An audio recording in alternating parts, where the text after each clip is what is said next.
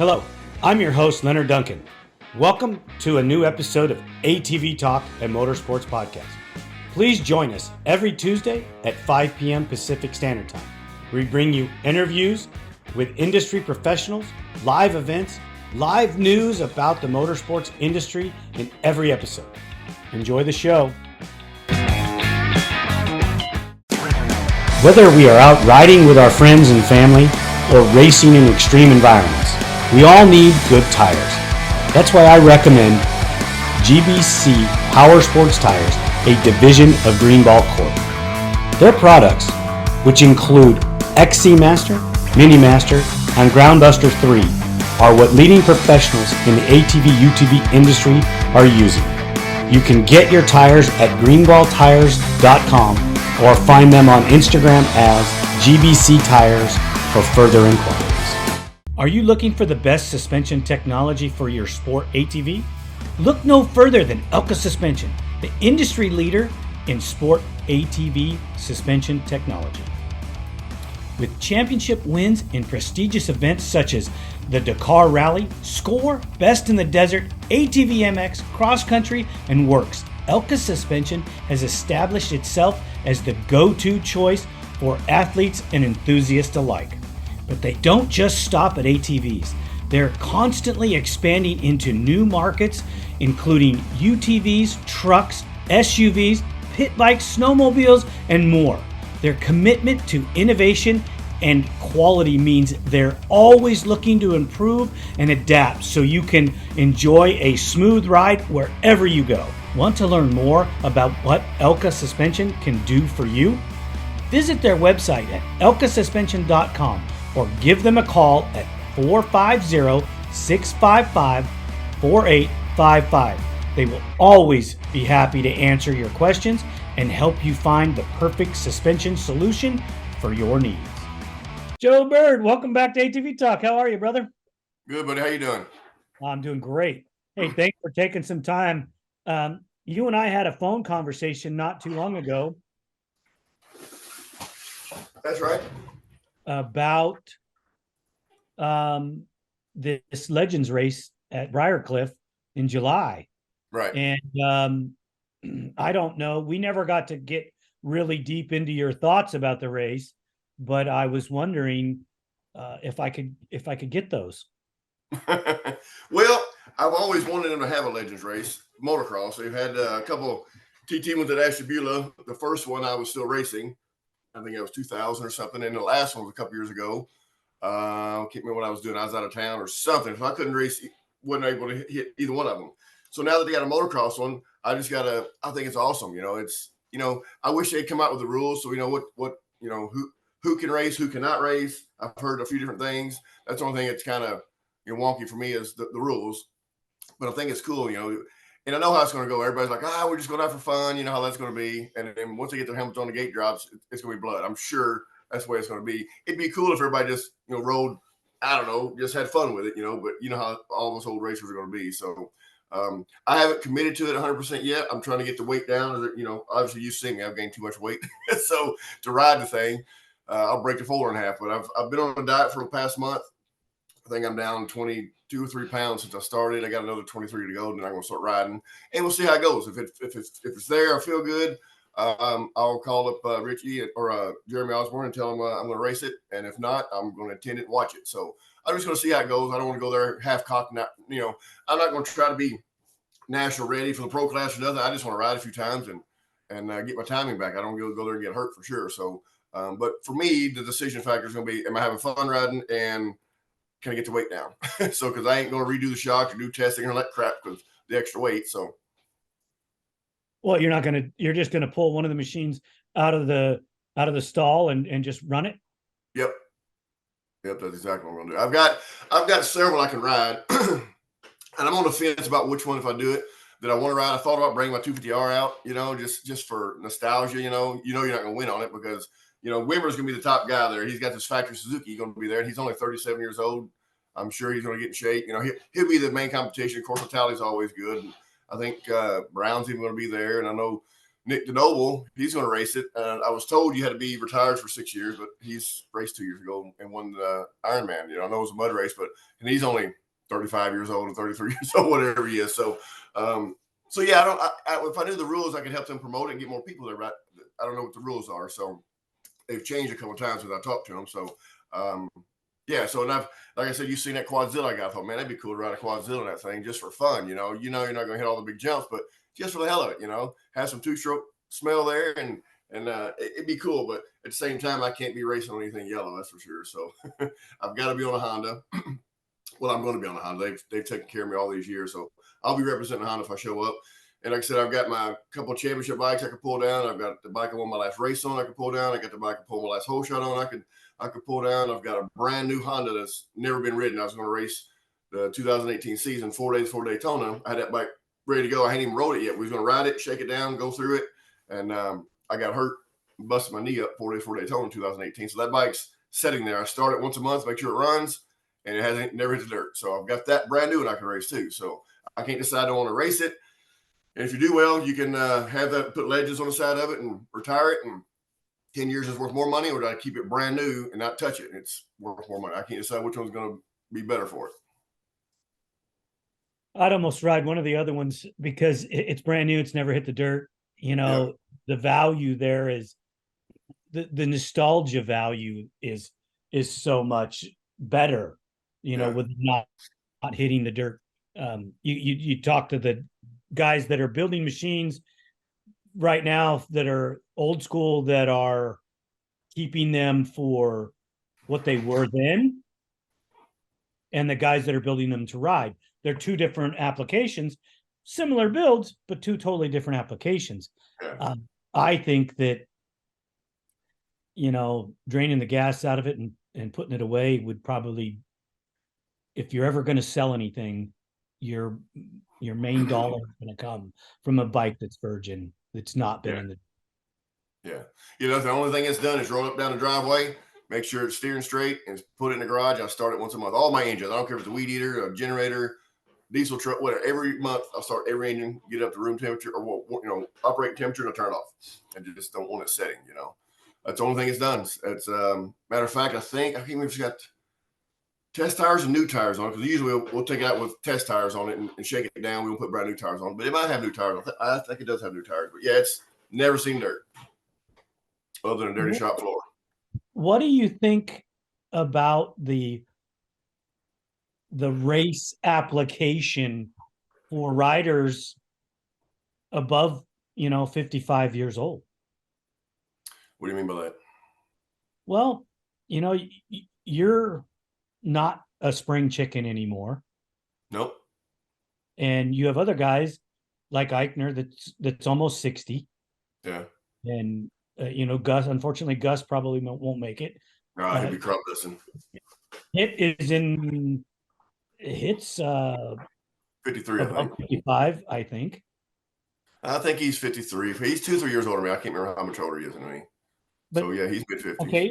Let's just say all the guys above 50. Now, if you break it down on a motocross track, I mean, you guys are jumping. It's aggressive. Do you really think that a race is where it's at for you guys?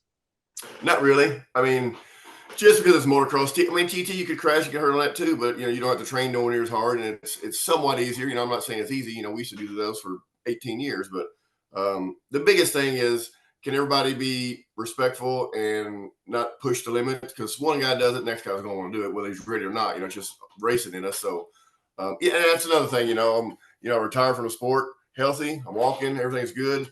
Do you go one? You know, you always say one more time, and then something happens. Something stupid happens. Somebody gets hurt. First turn pile up. A bike breaks on somebody. You know, that's in everybody's mind, I'm sure. But yeah, I don't know. There needs to be a legend of some sort, you know, for all of us to go back and bench race and have a good time. But and I don't know, maybe they, you know, do you do certain sections of the track or shorter lap times or shorter motos? I don't know what the answer is, you know, because everybody wants to go and see everybody and have a good time and bench race, of course, watch the race too while we're there. But I don't know what the best scenario, what the best idea would be. Yeah, I mean this is what I'm struggling with, and this is for you as well as Shane Hidd or any of the other legends, even Dustin, because I know he's still a young man, but he hasn't been on the gate in what, how many years? 8, 10? It's been a while. Okay. He's not that guy anymore. Mentally, he's a businessman and a father. And, you know, I know that you still are a racer, but at some point, you're no longer that guy. Yeah. And my big, I'm not against this in any way, shape, or form. Let's make that clear. I think it's freaking amazing. I can't wait to see everybody together. You know, the machines, the gear, the conversations, the stories. I can't wait. I agree.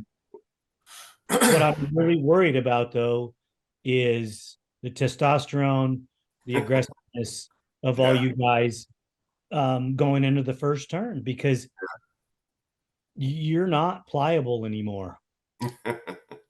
I agree with you 100% on that. And I think most everybody over 50 is thinking the same thing. You know, some of the younger guys probably are too. You know, even the Noble, he raced that race 2 years ago, but you know, he was rusty as heck that race. But you know, some of the younger guys will obviously have a big advantage. But you know, if I go, I'm just gonna go have fun. I don't want to go get last place. You know, that's the only reason I'm gonna ride a little bit ahead of time, just so I don't case a jump or over jump. You know, your timing's got to be there. Even when I ride, I'm gonna try to stock bike out here on my track just for fun, a few weeks ahead of time, and just get the timing down. And I'll jump on the race bike a couple days ahead of time, just so I don't feel like a duck out of water, you know, or fish out of water, whatever it's saying is, and just have fun with it. But I know the first turn, everybody's going to pull a whole shot and be, you know, catting a whole shot that weekend. I know that somebody's going to pull a whole shot. So, and everybody wants to win, but you know, for me, I want to go just have fun and see everybody and bench race and show the bikes off. And I may bring 3 or 4 bikes, you know, I may bring my 250R. I don't know.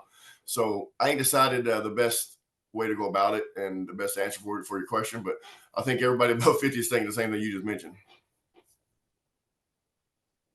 Yeah, I mean, that's where I was more going with it, with what your thoughts were, to get a little deeper on it, because you know, Doug and I have history, and we were together for, you know, almost 14 years, racing all over the country, the world, really. And to see something happen, it was hard enough when he was racing when we were younger and something happened. But now, you know, because he didn't ask for this. I freaking was asked and immediately contacted him, and he's like, sure, I'm going, no problem. It wasn't for something that he was looking for, though. So this is the same with you. You weren't looking for a Legends race. You're flying airplanes, which is more dangerous, riding your ATV or flying an airplane? Riding ATV. For sure. Statistically, you're probably correct. Absolutely. The only thing is, usually get one plane crash. That's it. I don't want to ever have one. Well, there are people that have walked away from multiples. Yeah. Not many. Not many. But a few. Yeah, well, let's hope nobody crashes or gets hurt in this thing. And, you know, probably 90% of the guys won't even ride between now and then. They just want to go have fun. And, you know, that's, I'd say that's probably a good percentage. You know, we all have jobs or doing something or family or something. Finding time to do it now is not like it used to be, you know, even when 6 years ago I raced. So, but I don't think that, you know, I said 6 years was the limit, but I don't think he's holding that rule very strong. There's a lot of people that have raced since then, and he's going to let them race. Because I think he wants a full gate and he wants a bunch of names, but, you know, not to discredit some of the people, but I hope all the legends actually do show up and not just people that haven't raced in a while. Because some of the people I've heard that are going to go, I'm like, okay, I never even really heard of you and you're a legend. You know what I mean? Because it'll water it down, you know. I don't want to see that either. You know, I want to see all the, if you've won a race or you've won a championship, you should be for sure going. You know, win, lose, or draw. You know, I mean, Eichner deserves to be there. Even old Barry McCarty's going. I heard he's going. So he's not young either more, but he still rides his cross country in Florida. I think he's number 1 on whatever class he's in racing his dirt bike. So he'll be, you know, I don't see him to win or nothing, but he'll be in shape and he'll have fun. You know, I think he's riding a PRP hybrid, Walsh hybrid, I believe. Oh, nice. Nice. Yeah, so he'll have a good bike. How much he's gonna get to ride it, who knows? But I think he'll have fun. And guys like Eichner and Shane, Shane's.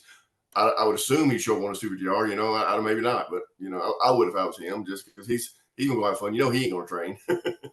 I think that from what I heard, that he was the first to commit, and he was going to bring a 250R. Yeah, I kind of heard that too. I think that's cool. I think he probably should do that. I've thought about bringing mine too. I've got 2 or 3 of them I could bring. Going to do a lot of work. It's been sitting there for however many years. I think I retired in 2002, so it's been hanging up for a while. It takes some work to get it done, and I don't want to do the work. I got to figure out if somebody wants to do it and give me a hand. I think that'd be kind of cool, actually. I think it would be too. If I wasn't so busy, I think taking a 2-stroke back there would be awesome. Yeah. I don't see it in the cards for time.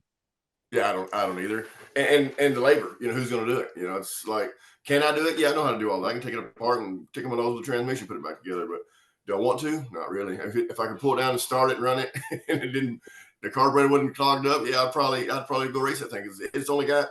I believe it's only got 6 races on it. So 2002, we were half GT, half motocross. I can't remember if it's 10 or 12 races that year, but it's a legger with roll front end and active shocks, and it has a Varner engine on it. So it's a good bike. I think that'd be, and then, if I take it, I'm not even, nobody's expecting you to win on a 2-stroke. They're so far down in power. It'll handle good, but you just go out there for fun, I think that you're at the level that we're talking about. I don't think power is going to be the issue. Well, for me, I'm so heavy. I never pulled whole shot until I got on a 4-stroke. So if I get on that 2-stroke now with my weight, I feel like I'm on a 125. Yeah, but it'd be a lot of fun, wouldn't it? I'll 450 probably feel like a damn 125 when I get on it, so much heavier than I was in a race. Yeah, because I don't want to say, but the size of your arms, your neck, you're a bigger man now. Well, yeah, the doctor says I'm about where I'm supposed to be, but I race super skinny. I was 205, 208, with no clothes on the whole time I raced. The last year and a half I raced, I was 220, 222-ish. And so that's where I want to try to get somewhere in that neighborhood, because I don't want to, like I said, revive shocks or break the bike or even practicing. I don't want to mess up a bunch of stuff. Those bikes are mint condition. I got up to 270 pounds there for a bit. You put riding gear on. My gear was 22 pounds. That's 292 pounds on a quad. That's not good, especially if you're doing a jump. I can put around the track and have fun, but who wants to do that? Yeah, that's a lot of size. Do you still lift? I do. Yeah, I've always loved doing that. When I was racing and the money was there, I didn't lift at all. You can't. I mean, I do push-ups, sit-ups, body weight, but mainly cardio, jump rope, pushing the bike up the driveway, running, sprints, all that stuff, stairs, a lot of stuff like that. I got like 10 different programs I do depending on what part of the year it is. And I was trying to do some of those programs the other day. I'm like, oh God, that was 6 years ago, 8 years ago. And my prime was mid to late 30s. And I can't do those programs anymore, so nor do I want to train that hard. I'm over it, but most of my career I couldn't do weights, and now I enjoy doing weights, but I'm not an overweight person. I'm just a big person, so I was 245 this morning and my body fat's under 20%. So but when you're 6'4.5" and you're just a big person, so you're going to be, and Dustin Wimmerstall guarantees over 200 pounds, so it just comes with it, so I never want to get back down to 205. My wife didn't like me that skinny. Only thing that liked me that skinny was the quad. And I was still 30, 40, 50 pounds heavier than the competition. So some of them, yeah. Pounds. If we're talking about weight, do you think the weight size difference is the same on the 4-strokes as noticeable as it was on the 2-strokes? No, every 7 pounds is the horsepower, but I think the ratio is a little bit better on a 4-stroke just due to the torque. Because I won some races on 2-strokes and had some good qualifying times, but never ever pulled a whole shot on a 2-stroke. So I came out third at best, maybe second. I think I got second at a TT one time. So maybe second, but never pulled a whole shot. I got on a 4-stroke. As soon as I got it out in, I started pulling whole shots. And in 1 year, I think I pulled all but 2 or 3 whole shots, So it's just a torque, What was we running?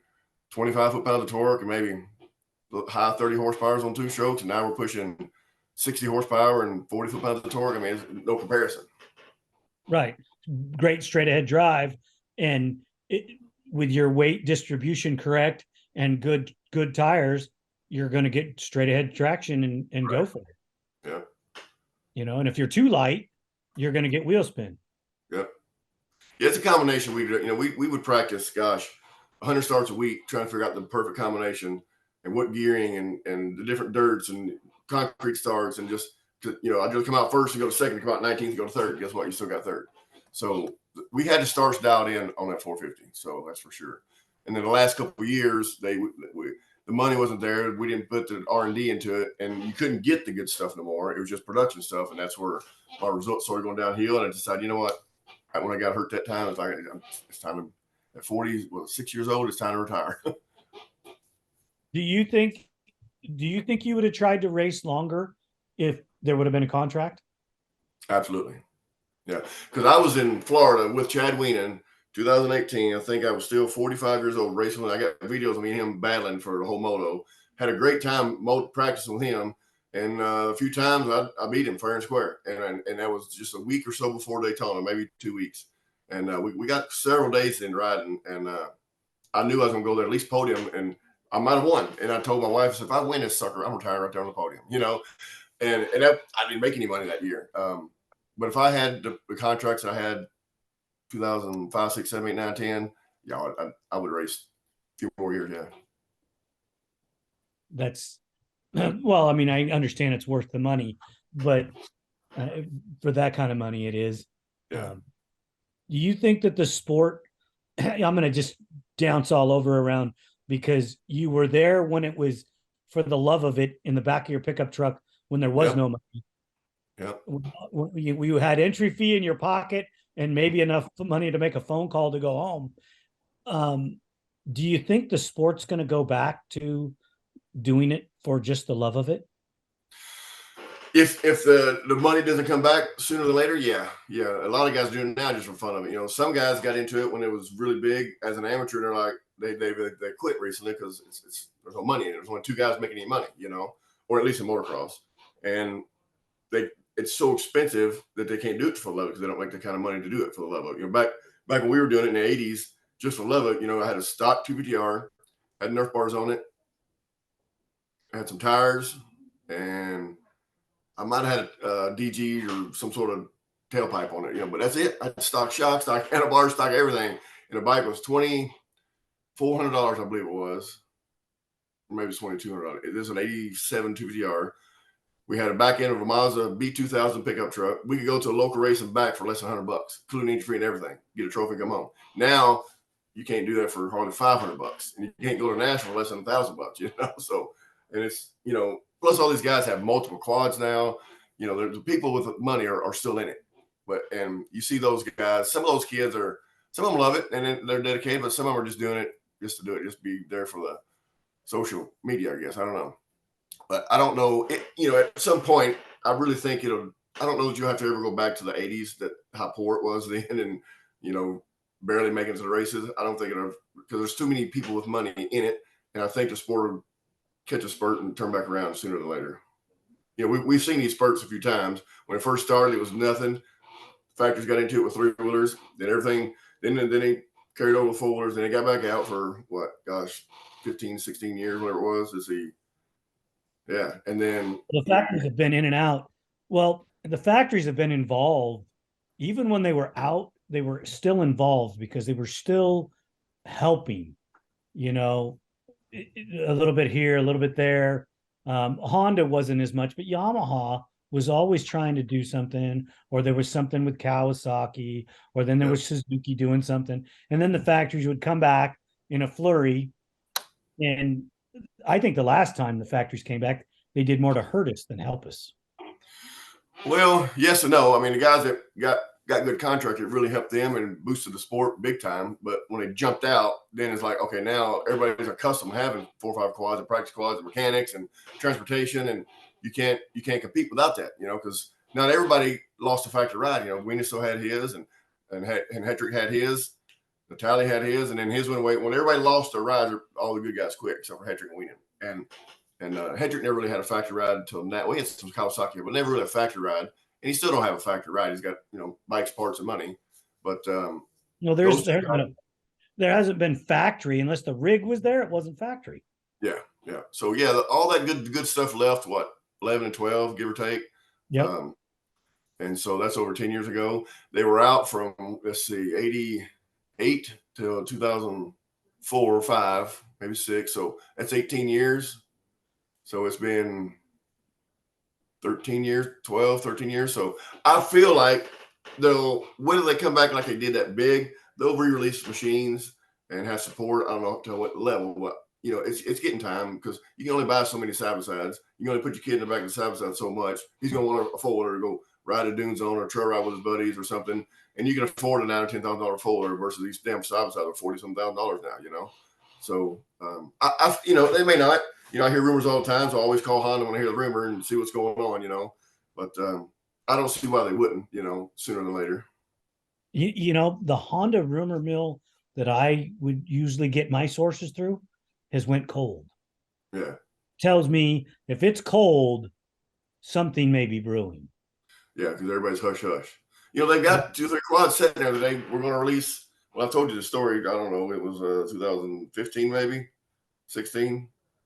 And they told me to sell all my quads. They've got it sitting there in the R&D department warehouse. And when economy hit, they decided they're not going to do it. So, nothing's going to happen after this election. But once the economy gets good again, I don't see why they wouldn't at least release what they had. It ain't going to be state of the art anymore, but at the time it would have been. But hell, give us something. If they re-released the 2013 TRX 4TR, they'd sell all of them. just to have something, because they're so much cheaper to build and maintain than the Yamaha. I know the fuel injection's cool and all this stuff, but you can put Hetrick back on this Honda and you still win the race. I agree. Yep. And it's financing. I think they went to the Yamaha for financial reasons, as well as there's other behind the scene reasons, I'm sure. And he likes the Yamaha. It didn't seem to hurt him at all. Yeah. Yeah. Well, like I said, he wanted a little more traction and a little more tuning, and they've come a long way with the Yamaha, but it's still, my opinion is it just don't have the horsepower that Honda does. It may get the power to the ground better, the rear end probably handles better, but if Honda comes out with their new machine, all that's done. It'll solve all that problem, and people will be back on it, and it'll still be cheaper to operate. And well, if they came out with a fuel injected Honda, I've been told of a couple different versions of machines they have. A solid aluminum frame to a partial like the Yamaha. So you don't know what's true or what. Well, they do have those, but what are they going to come out with? Who knows? Who's over that say so? Because look what the garbage rear end they gave us on the TRX 450. That thing's horrible. And so they're going to come out with a good rear end, fuel injected. Just is it going to be a chrome mounted aluminum frame, and they'll probably have a version or two for the narrow wood stuff and the motocross stuff, because they already have it. Which one are they going to come out with? That's just and when. I think they should come out with a dual machine. Give the woods guys their machine and give the motocross guys their machine, and the desert crowd or the off-road crowd on the West Coast, we'll figure it out. Yeah. Some people may want to go narrow, but your desert guys are going to want a wider machine that they can raise up and ride, put lights on, whatever. Yeah. Yeah, they just got to come out with it. Like I said, even if it's the same old thing we had, they'll still sell them, What do you think? I don't know if you've seen the new Dirt Wheels article on the KO 300. I saw that. What do you think? What are your thoughts about a machine at that level coming in that let's just say it's as competitive or more competitive than the Raptor 250, which you can't even find them anymore because every time there's one for sale, 25 people are trying to buy it because the racing community needs it. Your recreational guys aren't even getting a chance at those because they're bought instantly to go race somewhere. Yeah. Well, I don't know much about that company, and I guess the reliability is going to be the determining factor. They're going to put any contingencies out, and are they going to do any testing for motocross and cross country and desert to get people on it? Because it's an oddball machine, but if it's reliable and performs, it'll sell. Yeah, I agree. And do you care where it comes from? At this point, the sport's so thirsty, it doesn't matter. Right. Exactly my point. Yeah, I don't care where it comes from either. No. I mean, I used to in the old days would say, no, I don't want a machine from that area of the world. But you know what? Bring it on, because I think that our industry is suffering so greatly from from a 110 to nothing to a 450. Yeah.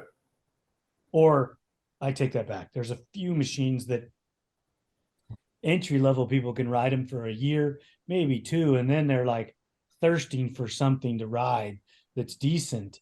And there isn't anything. And you know, the Raptor 250 would fill that void. You can't get those anymore. So then you have to go to something like this 300. The videos that I've seen and what I've read about it, it's a pretty solid machine. Well, like I say, they get somebody with some aftermarket components or do some shock testing to get it to work, and then put somebody on it, and then maybe it'll sell. You know, people are all, you know, they're all on these little, you know, 90s and stuff with Hedrick and JC and PRPs. All these little guys are building, but there's so much maintenance on those things. It's so expensive. They're as expensive as a big bike, and they're always working on them. So most people don't want to have to do that much work. So getting a brand new bike from the factory and go run it, that'll wake a lot of people up, I think. When, like I said, the sport really needs something like that. It does. It does. I mean, I think that if one of the Japanese manufacturers don't get their stuff together, you could see a company like KO come out with a 450 that at first it may not be as competitive as a Honda or a Yamaha or a Suzuki, but you give the aftermarket's time and they'll make it competitive. Well, and I don't know why people like Beta don't come out with one of them, because I went there, gosh, in Argentina 10 years ago. And they had a sport quad then, but they never really done anything with it. You know, why don't the Can-Am and Polaris do something? They went in that lawsuit back in the 80s and stuff. I don't get why the Polaris' market shares through the roof with the side by sides. You know, they got the money and they already had the Outlaw, just modified a little bit and put somebody on it. And I guarantee you, if you put some support back into the sport, you don't have any Polarises now. You have 500-600 people at the races. You'd have 150 people on it within a year if you just do something with it. Well, the problem is you got to get a company like Polaris to listen to somebody that knows how to build an ATV first. Right. Because all their guys, the reason they failed is because they wouldn't listen. Right. You know, they would go get these college graduate engineers that were green behind the ears, and they would build these things that were okay recreational toys, but they weren't race bikes. Right.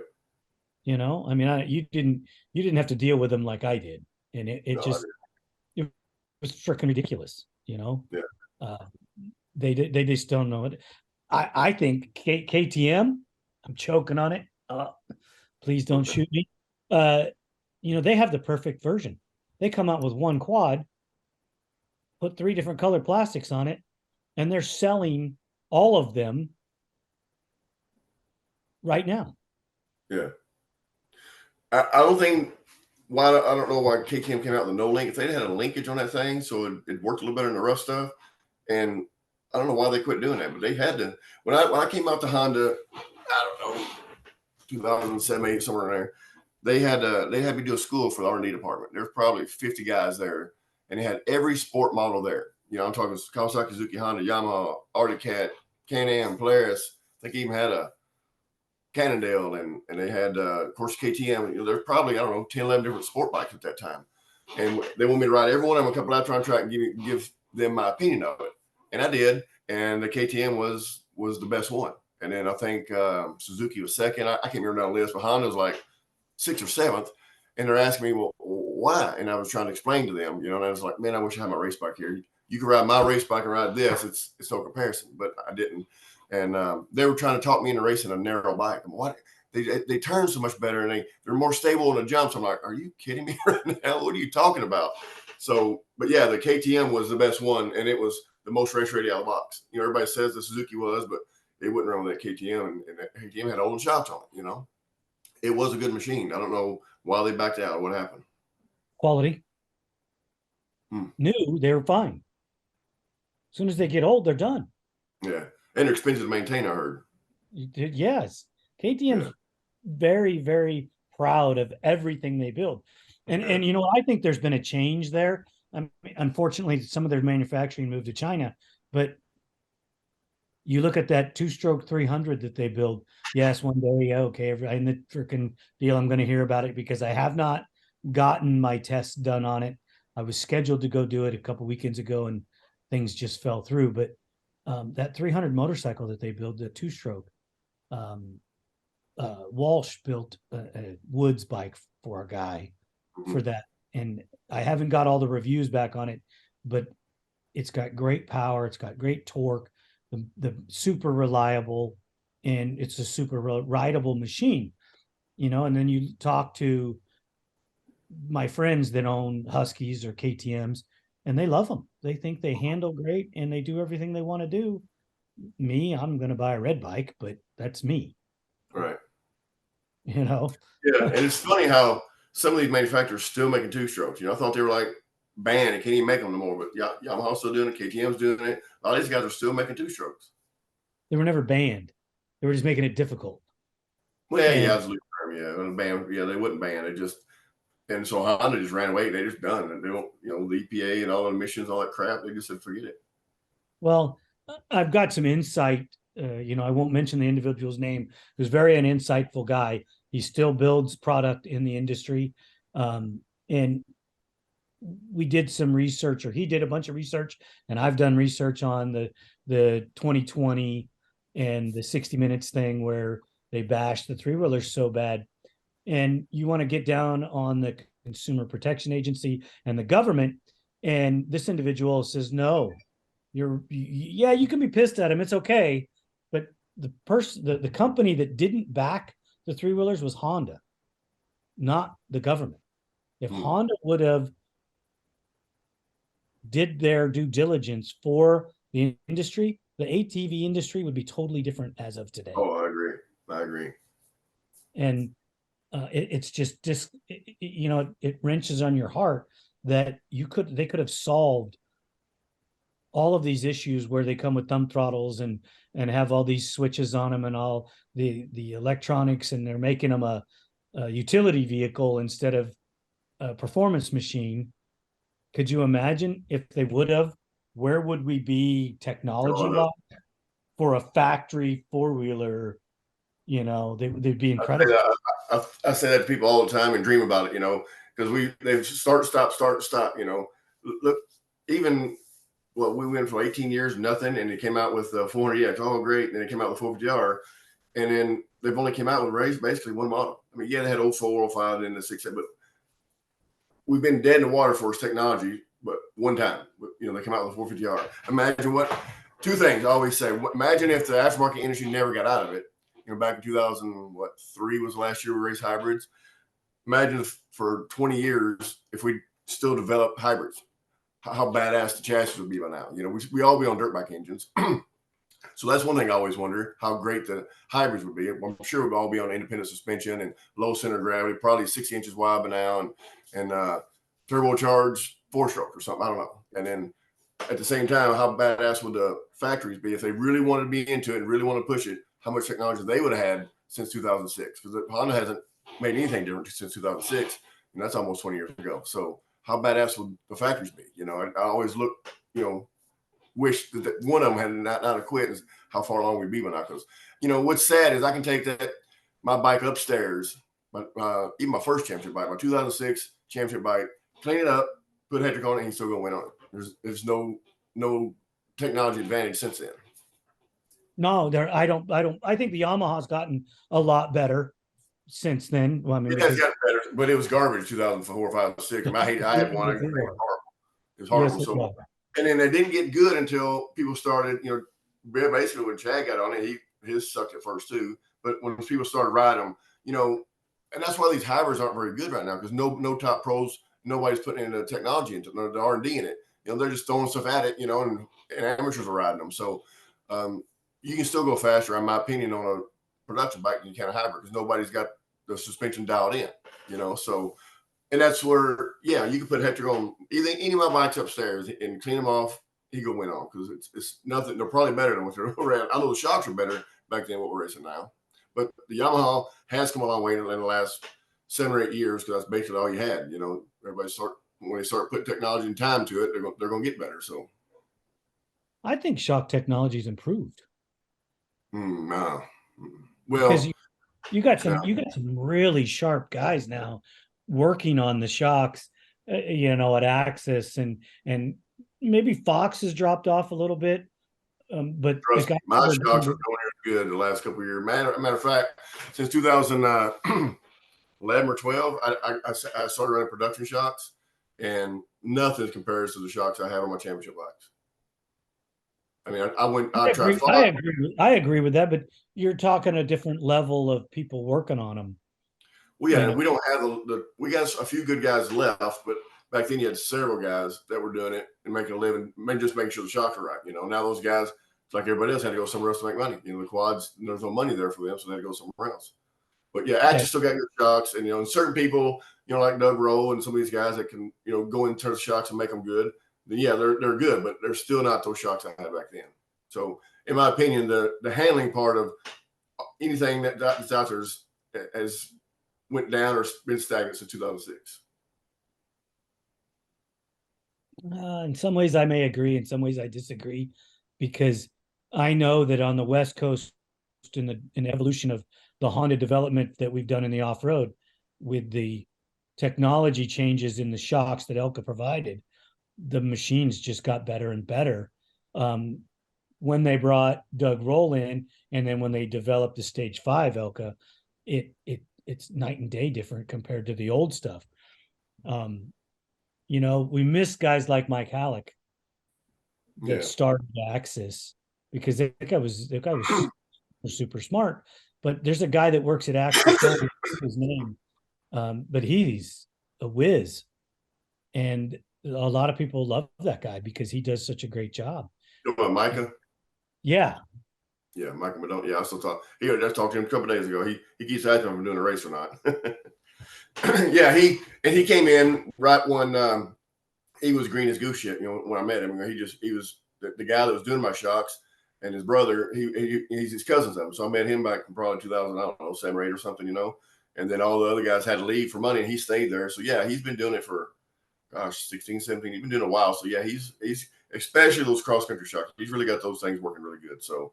And he goes to all those cross country races. But yeah, he was there in 2018, tested with me in Florida just a few days before I got my knee busted. And those shocks are still some of the best shocks out there. They're close to my championship shocks, but gosh, that was a long time. But even I've rode some of Doug Rowe's Elkas. They're pretty good, but nothing's better than what we raced on back 2006 through maybe even 10, maybe. You made me think there's a little bit of bias in there. Oh, for sure. Hey, you know what? It's okay. It's okay to be that way, because just like you're saying that I'm biased about certain things that I deal with, and you have to open up to whoever you're talking to about that and tell them that I love this because of these reasons, and yes, there's other good quality product out there, but I prefer this, and this is why. And that's exactly what I say in my riding school. I tell them, hey, this is what I think's the best and what I would use, but there's also this company or this company that is good. And if you can get a 50% discount on this one and we're paying retail for that one, then you need to go this way. But this is what they pay me to ride is this. And I was, of course, when I was 18 years old, I had to go with whoever, give me stuff. I was riding garbage stuff, that old JP stuff, it didn't work for shit.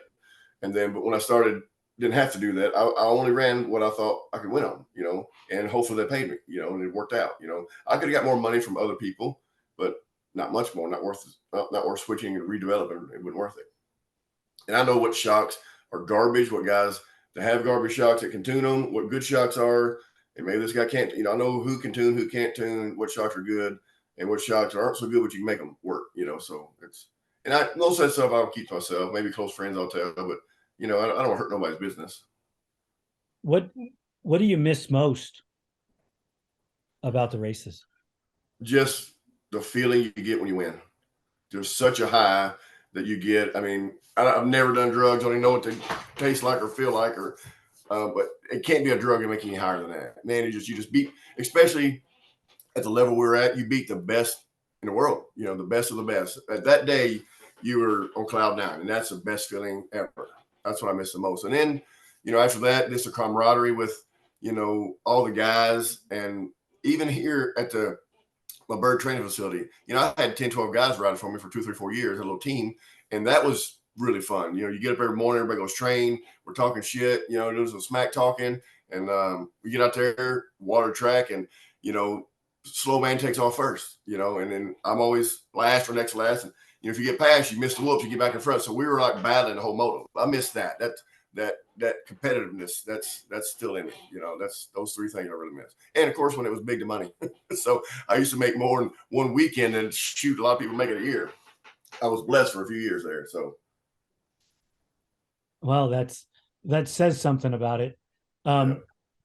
When you raced, I probably asked you this. What was your favorite place to go race? For a long time, it was Loretta Lynn's, because that track was very similar to mine. You know, short, choppy jumps, technical. The heat, you know, just hour and a half down the road. And it was an even playing field because I couldn't practice there no more than anybody else could, you know. So a lot of these tracks, they have, you know, local races or open practice. And you go there and you got to be in shape and used to the heat. So they changed it several years back. And, you know, the 10 Commandments are almost skinny whoops now. When they were big and only a few of the pros were doubling through there, when they had that double before the tabletop, and Gary didn't crash on, the tabletop used to be hard to get over. The Camelback was hard to get over. Now the track's it's cream puff, you know, or powder puff, I guess you'd say. It's not as demanding as it used to be. So after I lost the interest in Loretta's, I think the Ironman, that was one of my favorite tracks towards the end. I always liked that track.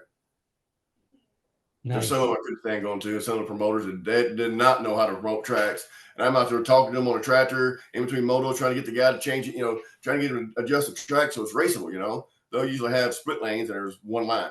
So you got a 20-foot wide track, you got two 10-foot split lanes, and one of them's 3 seconds slower than the other one. Now you got a 6-foot wide track. They didn't police that, you know. They need somebody to go prep that or time it and get it where it's even, you know. Don't put a split lane in there if it's not even. Never put an S turn into a quad track, because guess what? You're going right down the middle. That narrows it up.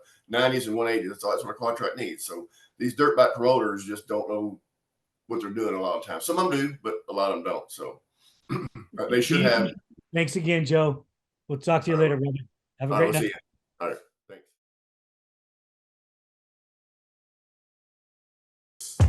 The team here at ATV-TALK would love your feedback. Please email it. Thank you for listening. We hope you enjoyed this episode. If you did, don't forget to share us with your family and friends. The podcast is available on all streaming platforms, and you can find us on social media as ATV-TALK Podcast. We're on Instagram, Facebook, TikTok, YouTube, Rumble, and Twitter.